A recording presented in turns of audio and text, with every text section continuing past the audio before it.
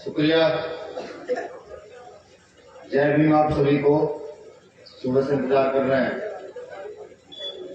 गाड़ी से करके मुझे लगा कि मौसम ठंडा होने वाला है, ज्यादा समय नहीं लूंगा, कभी लूंगा। साथियों, फूल वही चुन पाते हैं जो कांटों से टकराते हैं। आज का जो भारत में चल रहा है, भारत के साथ साथ प्रदेश से गांव में हर जगह चल रहा है, इस व्यवस्था को बाबा साहब अम्बेडकर तोड़ करके हम जैसे लोगों को मजबूत करके गए, इस व्यवस्था को पुनः वापस लाने का प्रयास चल रहा है। पुरानी है, लेकिन अगर गौर फरमाएगा तो बहुत मजबूत लाइन है, वो बहुत मजबूत लाइन है। व्यवस्था परिवर्तन को ऐसे नहीं किया जा सकता। छीने जाते हैं, ये हमें करना होगा। बाबा साहब ने अधिकार मांगे नहीं थे, अपनी क्षमता के बल पर छीन कर दिखाया था। आप जानते हैं, एक नेता ने बाबा साहब को ये कहा कि संसद के दरवाजे तो छोड़ और खिड़कियां भी बंद कर दूंगा। उस समय बाबा साहब पर क्या गुजरी होगी, हमारे जो कुलनेताओं पर क्या गुजरी होगी, ये मैं नहीं समझ सकता, ना मैं इसका आभास कर सकता हूं। लेकिन हाँ, उस पल को सोचकर खुशी होती है कि जब बाबा साहब जैसा बुद्धिजीवी इस पूरे भारत में नहीं था और बाबा साहब को जबरदस्ती ये कहा गया कि नहीं, इस संविधान सभा के मुखिया आप ही को बनना पड़ेगा, उस पल को सोचकर भी खुशी। तथागत गौतम बुद्ध, संत शिरोमणि सदगुरु रविदास जी महाराज, भगवान वाल्मीकि महाराज, संत कबीर, गुरु नानक देव, गुरु घासीदास, या वो तमाम संत जिन्होंने भारत की सरजमी पर पैदा होकर के भारत के उस वर्ग को जो सदियों से छूट रहा है, लगातार उसके ये लड़ाई लड़ने का काम किया, ऐसे तमाम संतों गुरुओं को नमन करता हूं, नतमस्तक होता हूं। 21वीं सदी में जन्मे वो मानव जिन्होंने झूठपन के खिलाफ, जिन्होंने महिला शोषण के खिलाफ, जिन्होंने गरीबों पर हो रही दमनकारी नीति के खिलाफ आवाज उठाई, छत्रपति साहू जी महाराज, महात्मा ज्योतिबा फूले साहब, पहले स्वामी नायकर साहब, नारायण गुरु साहब और तमाम नाम है जिन्होंने समता समानता की बात करके इस भारत के अंदर एक बड़े वर्ग के लिए काम करने का काम किया, जिनको सदी से अछूत बना कर रखा गया, उन सबको भी नमन करता हूं, नतमस्तक होता हूं।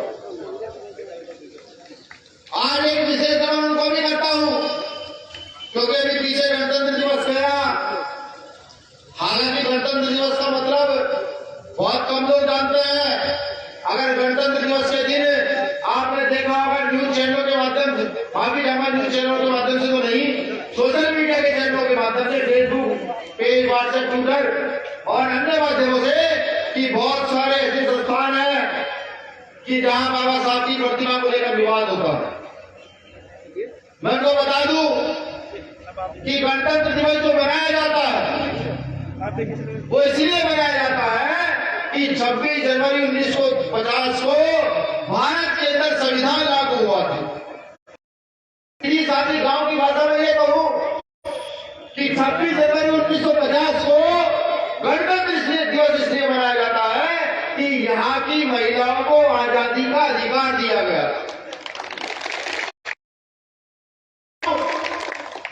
कि गणतंत्र दिवस इसलिए भी मनाया जाता है, विकास निश्चित तौर पर करना चाहिए। मैं बात देश की कर रहा था, गणतंत्र दिवस में बात आज देश की करूंगा, क्योंकि ये देश घटित के ऊपर टूटा। मैं तो अपनी बुद्धि के बल पर सिर्फ एक बात कहना चाहूंगा, जो शिक्षा मैंने हासिल की है, कि मुझे लगता है कि देश इसलिए ही टूटा होगा कि यहाँ किसी एक वर्ग ने अपनी सत्ता के लिए, मुझे साथी मिले, उन्होंने मुझे कहा भैया मैं संसद में संविधान खरीद के लाया हूं, मैंने संविधान की प्रस्तावना और उस संविधान की प्रस्तावना में 2 शब्द कम है। मैंने कहा दिखाइए साहब, मैंने पुराने संविधान की प्रस्तावना नए संविधान की प्रस्तावना को मिलान किया तो 2 शब्द कम थे। मैंने कहा दिल्ली की टीम को कि आरटीआई लगाइए और पूछिए सरकार से क्या था इसमें ये कम।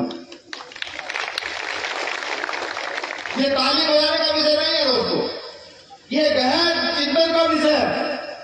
कौन से चिंतन का विषय कि हजारों सालों तक अछूतपन सहा, हजारों सालों तक दरिद्रता सही, गांव में आज भी अगर घर देखे तो बाहर के कोने में हमारा घर होता। आज भी अगर बच्चे को बाहर निकल जाए तो बर्मा में लोग कहते हैं देखिए ये चूड़े का बच्चा, ये चमार का बच्चा, ये बासी गोभी नहीं खटी का बच्चा अच्छे कपड़े पहन के जा रहा। आज भी कहते हैं अगर बच्ची गाड़ी में बैठ जाए तो पेट में दर्द होता है कि ये लोग बताइए गाड़ी में घूमने लगे हैं। हमें समझना पड़ेगा। 5000 साल का इतिहास बताते हैं कि इस देश में बौद्धों को खत्म हुए 5 साल हो गए। बौद्धों से मतलब है इस देश में न्यायिक व्यवस्था खत्म हुए 4000 साल से 5000 साल हो चुके हैं। ये कहा जाता है चल रहा है बेटियों का शोषण, कि केरल में एक बेटी को टैक्स न देने पर अपनी छाती काट कर देनी पड़ती है। पढ़िएगा ध्यान लिखा अपनी हाथियां झाड़ू मारने को लेकर के हमें होता है। और ना जाने ऐसी कितनी घटनाएं हैं कि अगर वो 1000 साल की गुलामी में देखूं 5000 साल को छोड़ करके तो बाबा साहब अम्बेडकर मुश्किल से 60-70 साल पहले संविधान रूपी हथियार लेकर गए। उस गुलामी के विरोध में हथियार लेकर गए जिसका नाम संविधान है। और आज वो चुप हो चुके हैं क्योंकि कहीं ना कहीं उनके पेट भर रहे हैं। अभी मध्य प्रदेश की घटना है, कुछ कर्णी सेना के लोगों ने एक आंदोलन किया, संवैधानिक अधिकार करना चाहिए सबको, बाबा साहब अम्बेडकर अधिकार लेकर गए हैं। एक आंदोलन किया और आंदोलन में वहां के मुख्यमंत्री को और अन्य समाज के लोगों को गाली गलौज की गई। वो आंदोलन क्या था कि इस देश से आरक्षण को खत्म किया जाए, SC/ST एक्ट की व्यवस्था को कमजोर करके खत्म कर दिया जाए। ये उद्योग होती। हमें पता लगा, अच्छा लगा भाई लोग अपने उसके लिए आंदोलन कर रहे हैं, लेकिन समझिए सोचिए कि आज भी अगर गांव की स्थिति में देखूं, अभी मेरे साथी मुझे कह रहे चले बैठ गए भैया घर सड़क के पास के घरों की ये स्थिति है तो अंदर गांव में जो घर बने उनकी क्या स्थिति होगी। अगर इस देश में आज भी सर्वे कराया जाए, शिक्षा का सर्वे कराया जाए, आर्थिक उन्नति का सर्वे कराया जाए, जमीनों का सर्वे कराया जाए, यहाँ तक कि अगर ये भी सर्वे कराया जाए कि किसके घर में गाड़ियां हैं तो मुझे लिखा कर दीजिए दलित आदिवासियों को 1 या 2% गाड़ियां घर में मिलेगी और अच्छे घर भी इनको नहीं मिलेंगे, लिखा के ले लीजिए है।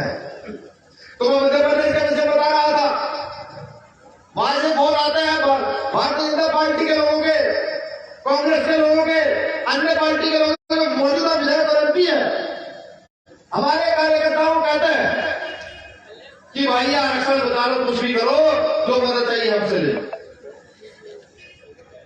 मेरे कार्यकर्ता ने मुझसे पूछा साहब उन लोगों के फोन आ रहे हैं, वो कहते हैं भाई आरक्षण को किसी भी तरीके से बचाया जाए।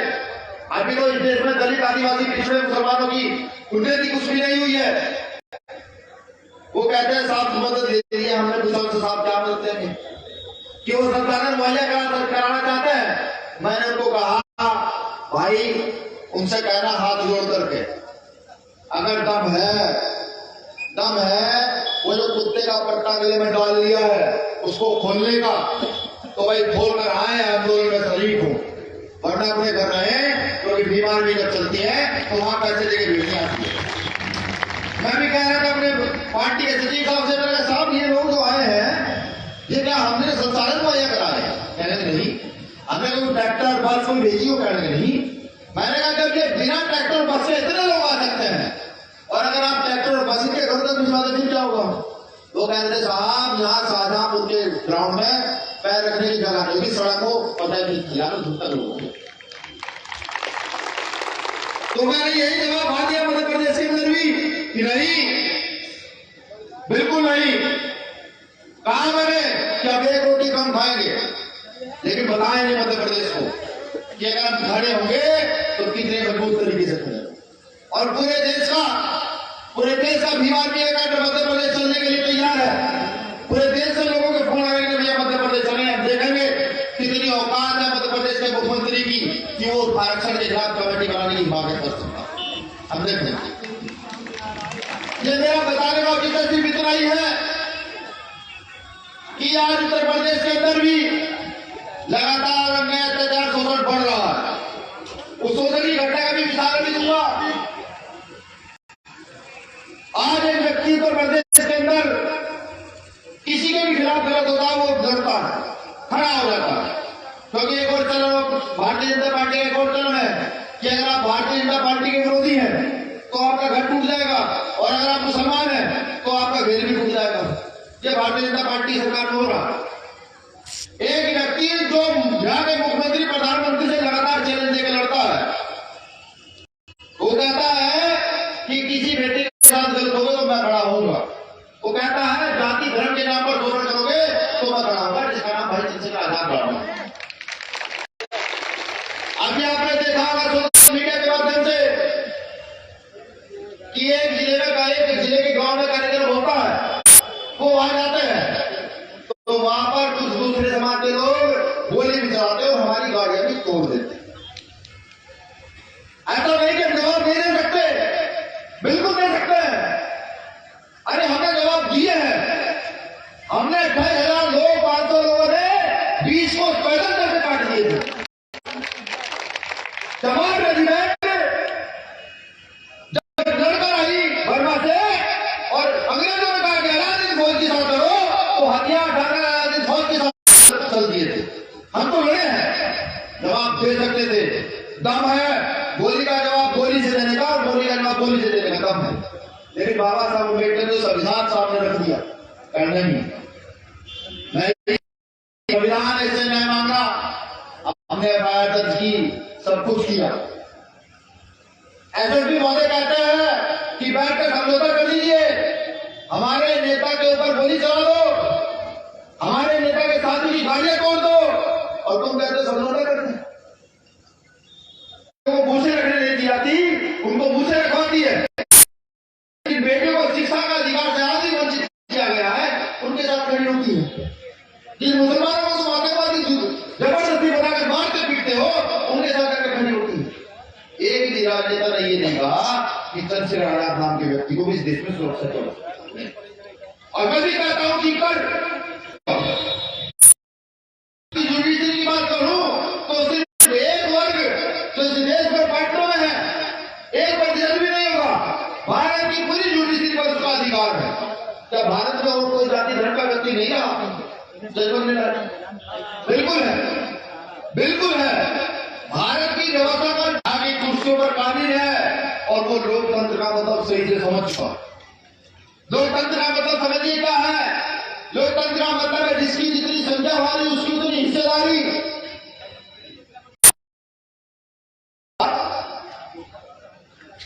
कि 100 में 90 शोषित है तो शोषितों ने ललकारा है, 100 में 90 शोषित है, शोषितों ने ललकारा है। यहाँ की जगह में जमीन में नंबर मांगा बाबू जैसे प्रशासन से कहा था कि खालिस्तान कर। हालांकि हम नहीं समझ पा रहे, अफसोस से कहते हुए मुझे लज्जा भी आती है, शर्म भी आती है, मैं माफी भी आपसे चाहता हूँ। हो सकता है आपको बुरा लगे। आज तो बाबा साहब अम्बेडकर तेरे समाज में आकर के गए थे। अफसोस काशीराम साहब समाज को राजनीतिक चेतना लेकर गए थे, वो पुनः निद्रा में खो गया, पुनः सो गया। वो अपने निजी स्वार्थ के लिए अपने वोट की ताकत को भूल चला। हमारे बच्चे तो नहीं पढ़ पाएंगे साहब, कब तक रहेगा? ये जो पिछले 20-30 साल में उन्नति की है, अगले 10 साल में उन्नति करके नीचे गिर जाएंगे। जागो, जागो अपने हिस्से। बाबा साहब अम्बेडकर को याद करो तो मैं उसको मानू। राजनीति का मतलब ये है मेरे हिसाब से। बाबा साहब अम्बेडकर की शायद उसी प्रवृत्ति के व्यक्ति होंगे, मैं मिला तो नहीं, पढ़ा हमसे विषय में। से पहले काशीराम पुराना से पहले बाबा करता कि 20वीं सदी तुम शोषण करने वालों की है, तो तुम हमें अछूत बना कर रखना चाहते हो, हमें हरिजन बना कर रखना चाहते हो, लेकिन 21वीं सदी तक मेरे लोग जाग जाएंगे और ये यहाँ की बात को हाथ में आप लोग भूल गए। याद कीजिए, यहाँ पुरानी मिसली में देख रहा हूँ कि पुरानी मिसली बहुत सारे यहाँ पर हैं जिनके बाल सफेद हो चुके हैं, शायद घर में रोटी भी एक समय की हो, वो लोग मुझे समझ पा रहे होंगे, मेरा दुख मेरी पीड़ा समझ पा रहे हो कि अगर यहाँ संविधान जिंदा है तो सब कुछ जिंदा है, यहाँ नौकरियां जिंदा, यहाँ सब कुछ जिंदा है, और अगर संविधान जिंदा नहीं तो कुछ भी जिंदा नहीं। संविधान जिंदा है तो बाबा साहब अम्बेडकर की विचारधारा जिंदा है, दूसरा कुछ भी जिंदा नहीं। अरे मैं पूछता हूं लोगों से, जो दलित होकर, आदिवासी होकर, जो पिछड़े होकर, या मैं एक शूद्र हम हिंदू राष्ट्र बनाएंगे, हिंदू राष्ट्र बना दीजिए, कोई दिक्कत नहीं है, लेकिन हिंदू राष्ट्र बनाने के बाद हिंदुओं का संविधान भी तो देश में लागू कराना पड़ेगा। वो संविधान क्या है? उस संविधान का नाम क्या है? उस संविधान का नाम है यहाँ के शास्त्र मनुस्मृति नाम के मनुष्य लिखा हुआ है। सोचिए यहाँ का दलित आदिवासी तो धर्म में आता ही नहीं है, उसकी तो धर्म में व्याख्या नहीं होती, वो तो शुद्ध की कटंगी से भी बाहर है, लेकिन यहाँ जो बैकवर्ड समाज के लोग हैं वो कहा जाए, वो आर्टिकल लागू कराया गया है। और अगर उस लड़ाई को भूलकर आप सब ये चाहते हैं कि सब हिंदू राष्ट्र बन जाए, तो मैं माफी चाहूंगा ये कहते हुए, जब तक बुद्ध से नास्तिक यहाँ जिंदा है, ये सभी धर्मों का देश है, ये देश बिखरने वाला है, टूटने वाला है, तो समझिएगा शहीद आजम भगत सिंह और उधम सिंह फिर पैदा हुए देश के अंदर, और तुम देखेगा वो फिर इस देश को बचा।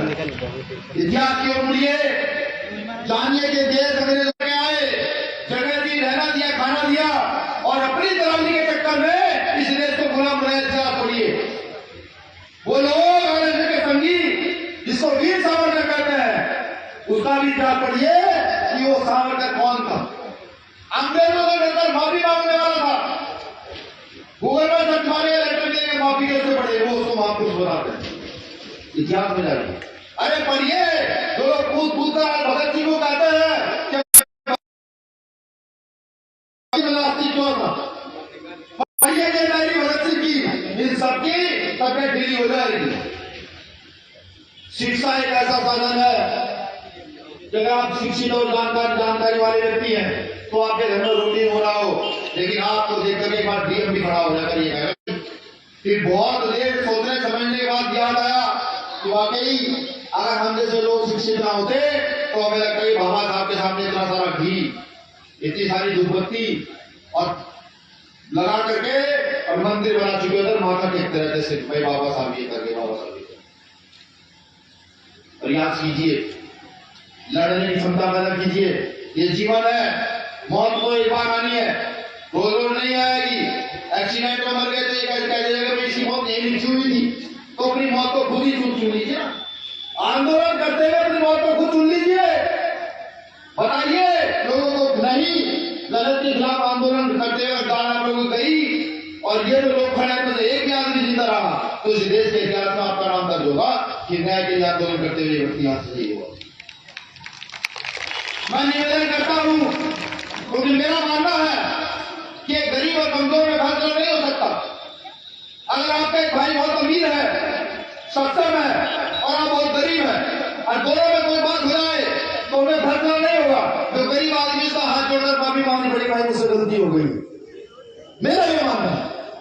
मैं ये भी मानता हूं कि जब तक इस देश की व्यवस्था का गरीब व्यक्ति उठ करके अपने आप को सिक्योर महसूस ना करने लगे, तब तक ये बहुजन आंदोलन सफल नहीं हो सकते। भीम आदमी का आंदोलन को, बहुजनों का आंदोलन को बहुजन हिताए, बहुजन सुखाए, जब तक ज्ञान की वो जातियां जिन्होंने सदियों अपमान सहा, जिनकी उन्नति नहीं हो पाई, जब तक उन्नति नहीं हो जाती तब तक ये आंदोलन ऐसे ही रहे। मैं बताऊं आपको, एक प्रधानमंत्री का देखिए कोट याद आ गया, चौधरी चरण सिंह साहब प्रधानमंत्री की भारत की उन्नति होगी तो यहाँ की कृषक जातियां, यहाँ की मजदूर जातियों की उन्नति जब होगी तो ही भारत की उन्नति हो सकती है, वरना नहीं हो सकती। चंद मुट्ठी भर लोगों की उन्नति को भारत की उन्नति नहीं कहा जाता। मैं तो कहता हूं लोगों से भी, तो चीख का भारत माता की जय कहते हैं कि अगर भारत माता की जय करने से भारत की उन्नति हो सकती है तो भी ज्यादा बड़ा गला नहीं है। आपके फोन का मैन्युफैक्चर कहां का, आपने जो कपड़े पहनेंगे मैन्युफैक्चर कहां का है, इसका कपड़ा कहां से आया, डालिएगा गूगल पे तो पता लगेगा made in Japan, made in China, made in Russia, made in America, made in Britain. ये फर्क कुछ है, इस देश का जातीय फर्क है और कुछ नहीं।